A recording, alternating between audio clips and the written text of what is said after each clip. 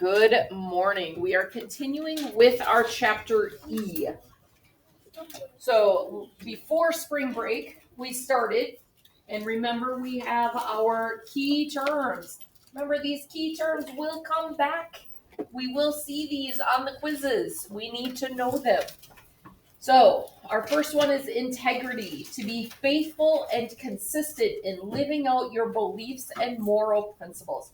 So if you have a high integrity, it means you are living out those Catholic beliefs that we're living as a Catholic should live. So you're living a moral life. Solidarity is the union or fellowship between people that arises from having a common mission and common responsibilities. To threaten is to be a menace or a source of danger to. And remember the gallows. The gallows is that wooden frame that people were hung from. So the gallows is where people were hung.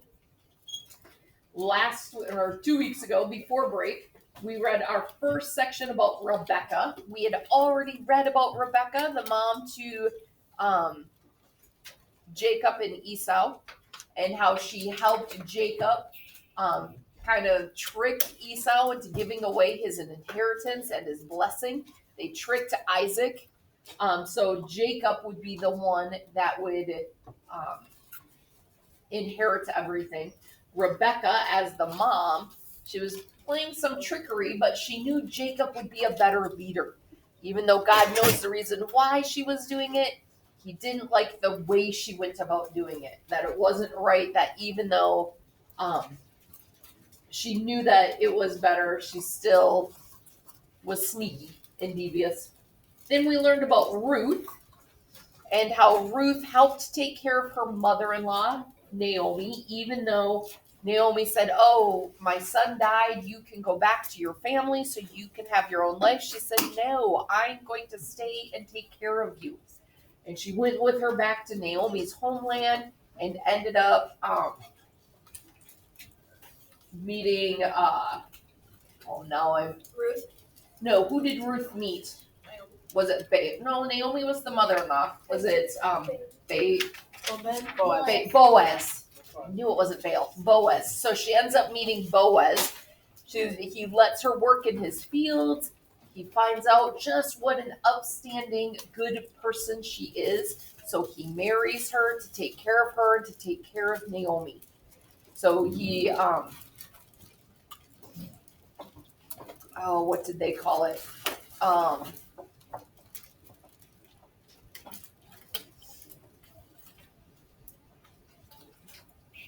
I forget.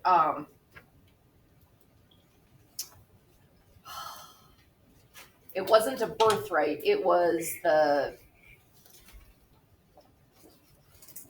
don't remember what word they used in the Bible.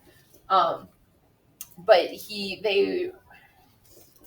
had to talk to somebody. Somebody else was closer in the family to be able to marry her, to take care of her. But they said, "Nope, I don't want to take on that responsibility." So Boaz said, "I will do it. I will marry you and take this on." And they ended up having that lineage. Remember the baby that they had, Obed, started off and a few down the way from Obed, baby after baby after baby. Who comes from that line? David. So King David is coming from that line. Who comes from the line of King David? Jesus. Oh, yeah. Yeah. So we're seeing that start of that lineage. So today we are moving on with our women of the Old Testament. Oops. So we read about Rebecca and Ruth. Today we're going to read about Judith the Brave.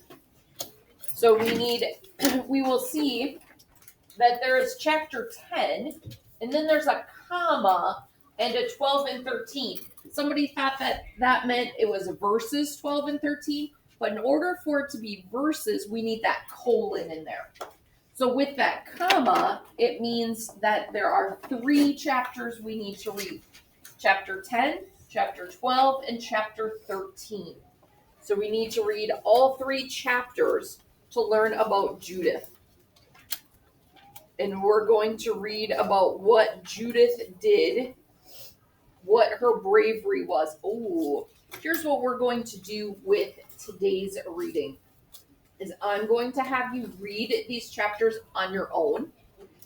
And then we're going to spend the last 5 minutes of class just talking about it, talking about what Judith does. How is she brave? What bravery does she show?